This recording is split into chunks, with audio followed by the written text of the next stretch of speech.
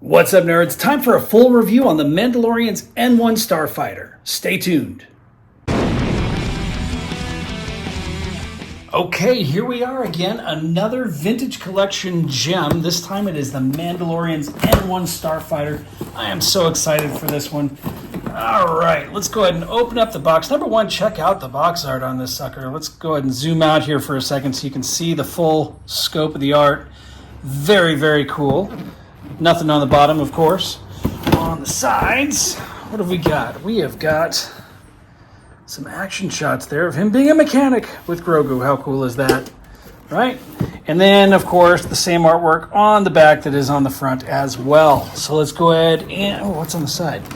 On the side, we've got some more. There's him being a pilot and him putting it together there on the side. Got a feeling there's a lot of pieces to this little guy right here I get to put together. Very exciting.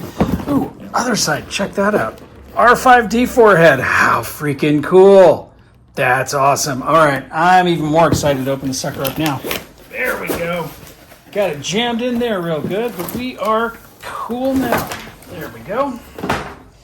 All right, first things first, we've got a carded figure. Kind of drives me crazy that they do that, but that's okay. I've got enough Mandos to where I can actually afford to keep this one on the card.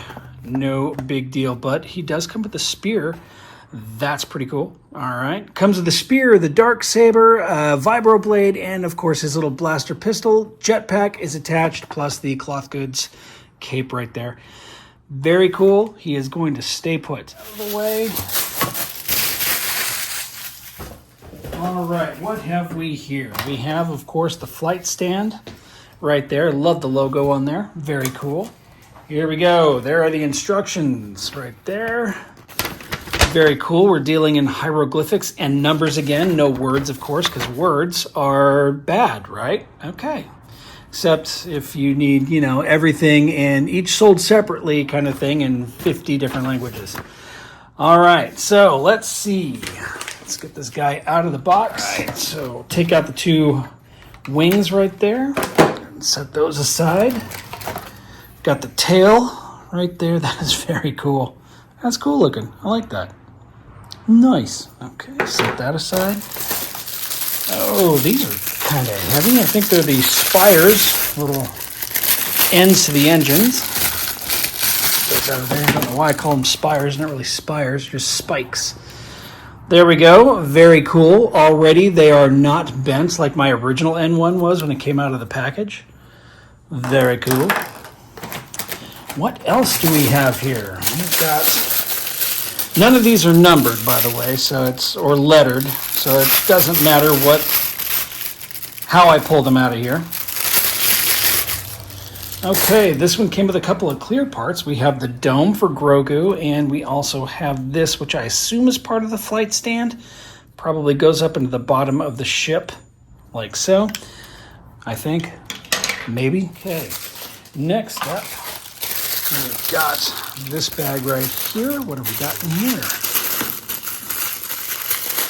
think it's a couple of engine pieces. Yeah, it looks like a couple of engine pieces. We're going to find out together.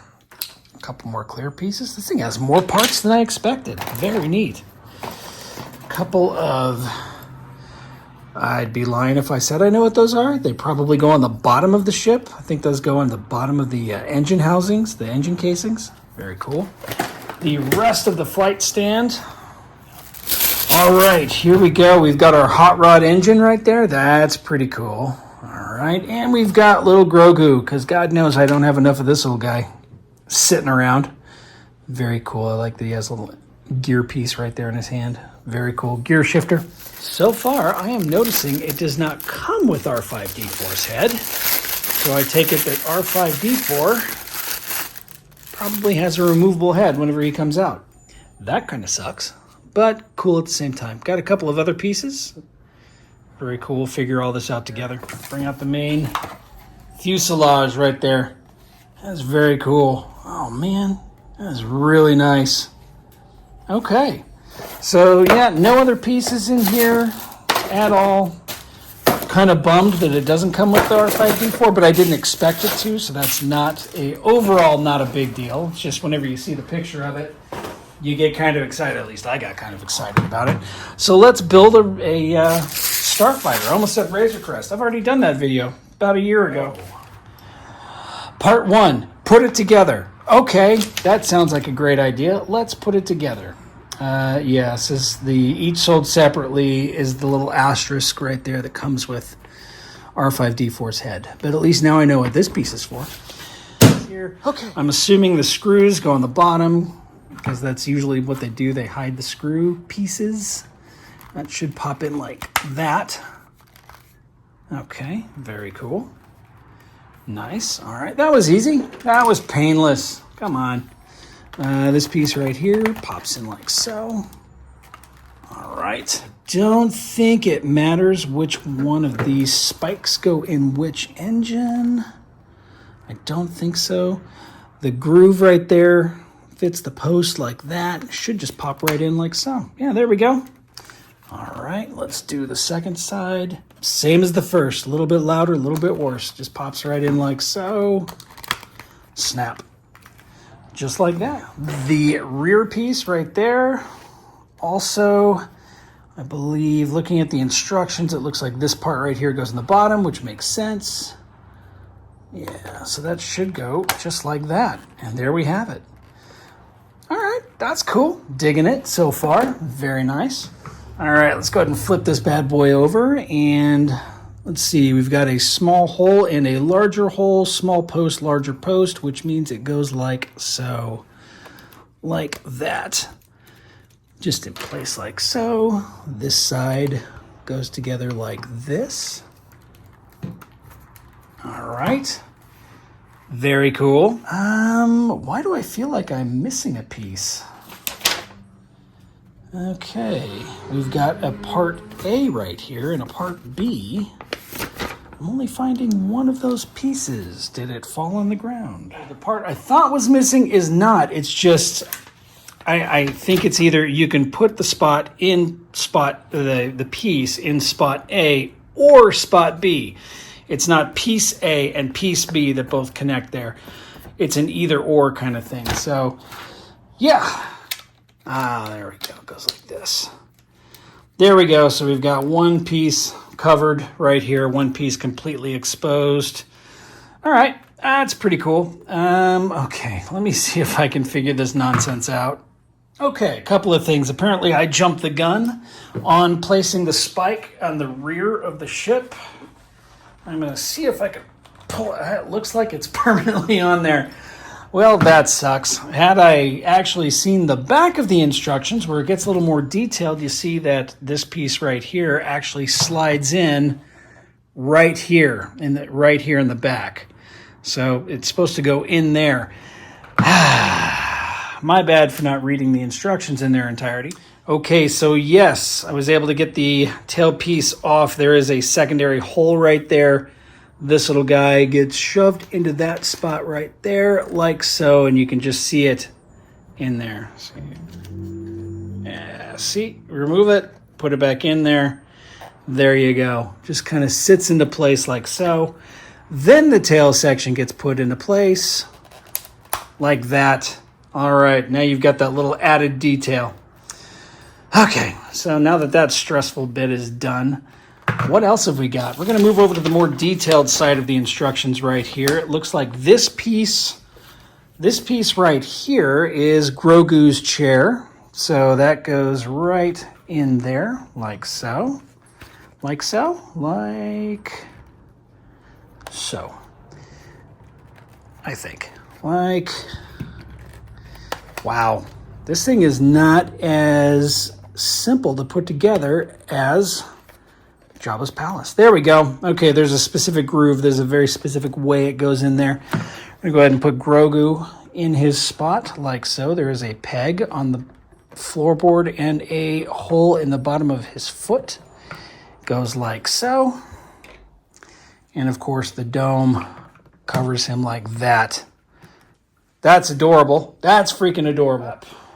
If we weren't putting Grogu in there and we were putting R5D4, then this would go into spot and R5D4's head would plug right into there like so. Interesting. Okay, next up we have the engine block right here. According to the instructions, pops in right there with these three little guys here pointed forward. So these three little spots right here, these three little nubs fit into these three little holes right there like so, and then bam, you've got the engine block in place like that. Cool. Let's put on the flight stand. Flight stand goes together like this, just like so. Bam, there we go. Flight stand in place. Or we can put it in hover mode, and according to the instructions and hieroglyphics, part 1 right here, not to be confused with this part 1 up here, this part 1 down here, or, you know, this part 2 very different from this part. Jesus, just come on. All right, anyway, so let's see. Large peg, large hole, small hole goes in like so, like that. We're building an H to lock our vehicle into place. All right, so there we go. There is a hover stand right there and a flight stand. All right, let's go ahead and put this hover stand on and bap, just like that. That's pretty cool. Okay, yeah. Neat. Let's grab a Mando. Okay, I've got my Razor Crest Mando. Let's go ahead and remove his jetpack like so. And now there's supposed to be a very specific way to put all of his gear inside the ship. Looks like it goes behind the driver's seat right there, behind the cockpit. Let's see if I can figure this out. Oh, that's pretty cool. Right there. Cockpit slides forward and backward. That's pretty awesome. Let me see. It doesn't really give you directions on how to pry it up, but there is a little tab right here. I think the whole thing comes out like so. Yeah, there we go. Okay, so the whole cockpit top flips up so you can actually put the Mando in place. And I do apologize for this video not quite being as finessed as my usual longer videos. Once you have the stuff locked into place, it's kind of just there. So I can't really do a test run on it. And this was definitely not an easy one. So go ahead and put him into place right there. There are a couple of flight yokes in there. Right there. That's pretty cool. There's also some detailing in the instrument panel, but not much, just some coloring more than decals or anything. That's kind of cool. So the jetpack fits, I believe, right, I don't know, goes in here like so. There we go. Jetpack fits into place like that. I don't have any of the other weapons to go into, but there's a very specific diagram on how they fit. Looks like the jetpack covers everything up. It's got a spot in there for his disintegrator rifle, which he no longer has. So why that's there, I don't know. But there's the dark saber. There's his spear. There's his blaster, and of course the jetpack, which all locks into place. Yeah, why they would have his rifle, I don't know. Unless they know something about Season 4 that I don't. And then that locks down into place like that, and pretty awesome. That is Wizard. All right, let's put on the flight stand. Flight stand is pretty awesome. It, of course, gives you the ability to pose it out in different ways. It's in there super tight, though. So anyway, you can do a tilt like so. You can tilt it like that. You can tilt it forward, back. Very, very cool. All right, not bad, but I think I'm going to have it in hover mode behind his apartment or behind his little Navarro house. So that, though, is about it.